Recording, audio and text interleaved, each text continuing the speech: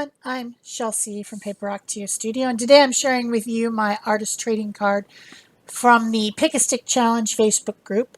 This challenge is driven by randomly drawn one-word prompts, and for the artist trading card there are 3 prompts. You can replace one with a wild card, and there is a color prompt. So I was showing you at the beginning that I used up every single bit of that tape left over from my gel printing session. I'll put a link to that gel printing session in the iCard so you know about the tape. But I used some on my calendar page during my vlog. I also covered some covers for my gel print journal that I'm going to use in November for the Art Journaling Everyday Challenge. And also with the leftover pieces, I made these 2 ATCs. So I literally used up every single little piece of it all. Well, almost. There was a few tiny little end pieces left. But yeah, I like to use up stuff, so I didn't really want to waste that tape that I used for making linear designs on the gel plate, so I didn't waste it. So the first thing I'm gonna work on for this challenge is the color prompt, which is blue. Blue could be any color of blue because it's not specified as to what it is, but I'm going to use this kind of sapphire or royal blue acrylic paint with some little stencil designs from Stencil Girl products. These are from the club last month, August, and they were a mashup between the Stencil Girl, Mary Beth Shaw, and Carolyn Doobie. And the way they designed them, the big 9x12 could be cut into 2 smaller pieces, so you ended up with a couple of 4x6s and then some little narrow what am I trying to say? Border designs. So I used a couple of these little border designs on my ATCs. The one that has circles, and then the one that has kind of things that look like stone, like mortared stone. And I used a little bit of a blue paint to make, to bring out the blue for this card challenge. And then I used some of the turquoise paint as well, because there's a lot of that in the background. So I kind of blended the two and made some interesting designs over the tops of my tape. Then the first prompt in the set of 3 prompts is dog. And so I looked in my little plastic bin of things that have been cut out from magazines or junk mail and looked for some different dog images to put on my ATCs. Now, the challenge is only 1 ATC. I just figured I would do 2 because I had the 2 that were covered with the tape backgrounds, and I can make 2 just as quickly as I can make 1. So I found a couple little dog images. One of them, the dog has its paw up, like, sometimes you teach a dog, you say shake, and the dog puts his little paw up and you can shake. But it also kind of looks like he's waving, like he's like, hi, here I am. Cute dog. And then the other one is a type of Chihuahua, I think, or maybe a pug. I'm not sure, but anyway, he looks like he's popping around the side of the door with a phone in his mouth, saying, "Hey, you got a phone call? Hello, you got a phone call?" So I decided to use those 2. I had some other ones, but they all seem too large for the ATC. I need to use them on a larger project. So I'm using some DecoArt decoupage for napkins to put these on. Magazine pages are pretty thin, pretty easy to damage, so using this napkin glue to glue them on is a little bit better than using a regular matte medium or something, because when it dries, it's not wrinkled. And I used a soft brush to kind of brush them to make sure I didn't have any wrinkles. And then I dried them with my heat tool.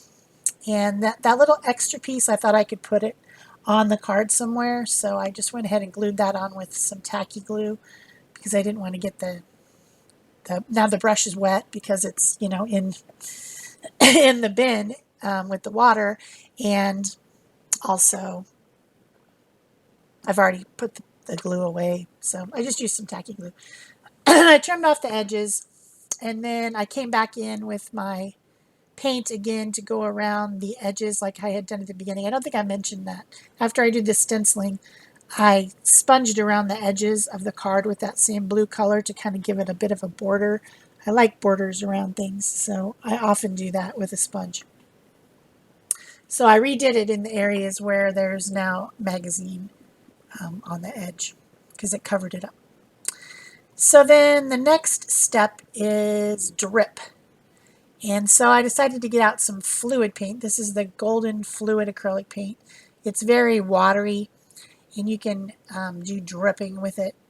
So I'm looking at the background, and there's kind of that bright red on one edge of the card where I had used up a little bit of scraps of washi tape.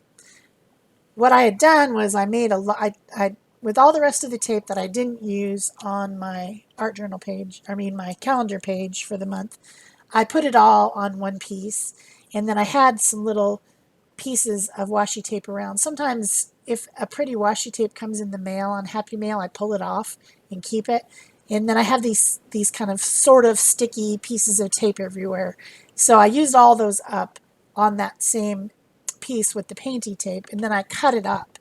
So I cut the two covers for my journal for November, and then I had a little extra piece. So that's what I cut these ATCs out of. So that's the reason that there's some washi tape on there. And I thought I needed to bring that color into the rest of the card. So I used the, I think it's Naphthol Red, to do a little bit of drippiness, dripping down. And then I thought, drips sometimes just look like dots. And so I came back in with the Hands of Yellow and just made some kind of drip dot shapes.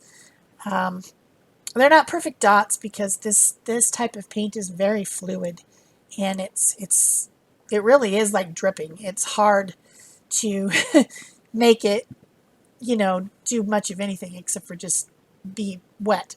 It's just wet and slippery and yeah, but it works for drips. So I went ahead and dried that. Then I thought I should put some letters on my cards, and so I got out these rub-ons, which I hadn't even opened the package, and they're pretty neat rub-ons, but they're very, very thin. So I ended up only putting it on one because you can hardly even see it. I didn't go over it with my Posca pen, although I thought about it. But I thought, you know what? I went to the time to put the rub-on on there. I'm just going to leave it. So I put hello on the dog with the little phone in his mouth because, when you answer the phone, you say hello. So I thought that was appropriate. And the rub-ons are kind of a book, and you flip through and you find the one, trim it off, and then it came with the plastic tool to rub it down. I don't know why I have these. I probably got them at Tuesday morning, or maybe somebody sent them to me, but for this particular project, they were really too thin, and it's hard to see them. But oh well, I don't care. It's just an artist trading card. Then I came back in with my white fine tip Posca pen. This is the fine tip, not the extra fine tip. I need to sometime get the extra fine, but I haven't gotten around to it yet, just to see what it's like. But this one makes pretty fine lines, and I wanted to make fun, whimsical lines around the dog to make it match the craziness of the background. So I'm just adding little dashes and dots and swirls and whatever around to kind of make everything more unified.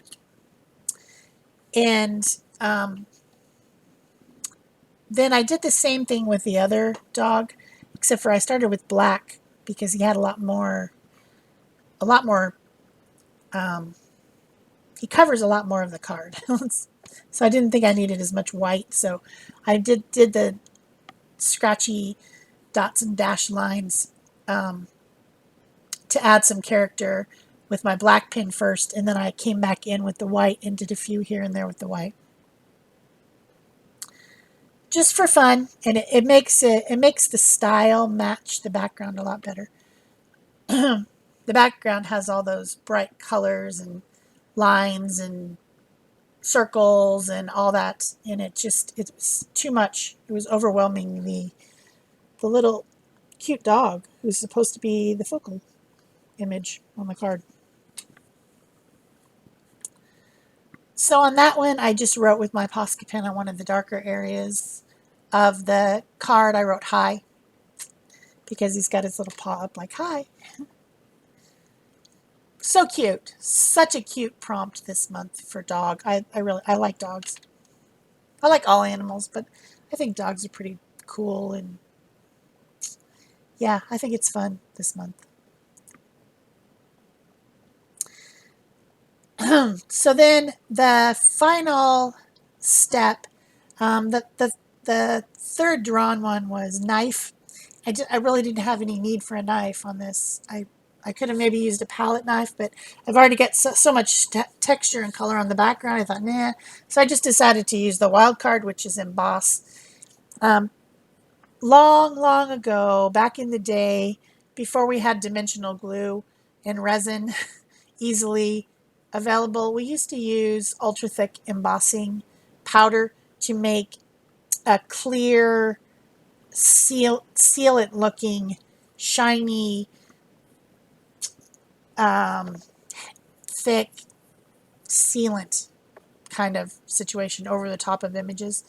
And so I have this big gigantic thing of the thick embossing powder in clear, and I just used the re-inker from the Versamark, which is the sticky ink pad. I have a re-inker for it, and I just used that as some kind of paint, sticky paint, to paint over my dog.